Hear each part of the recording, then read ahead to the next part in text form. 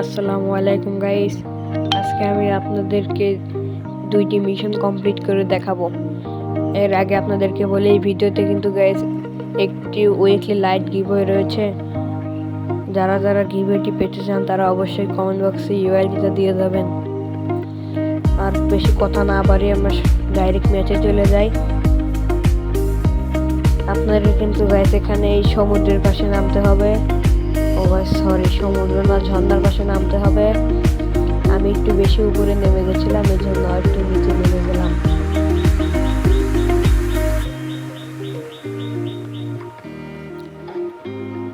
এখানে একটু বেশি উপরে ছিলাম আমি, দেখি আমাকে নিচে নামাচ্ছে।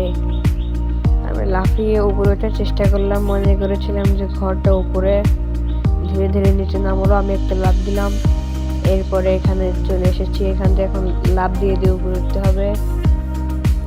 দেখেন গাইস আমি কিভাবে উপরে উঠছি, আপনারা ঠিক এইরকমই করবেন।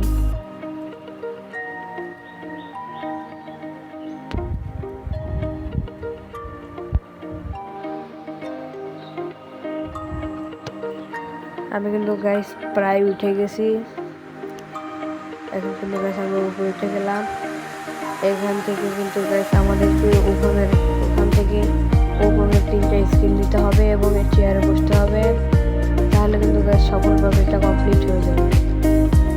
একদম ইজি মিশন গাইস এটা। এখন আরেকটা ম্যাচে চলে যাই, আমরা আরেকটা মিশন দেখাই আপনাদেরকে। এখানে নামতে হবে রিডার্স ক্লাবে। এখানে নামবেন ওই ঘোরার ওই জায়গায়। আমি একটু বেশি দূরে নেমে গেছি, ওই জায়গায় যাচ্ছি কাছে যাই।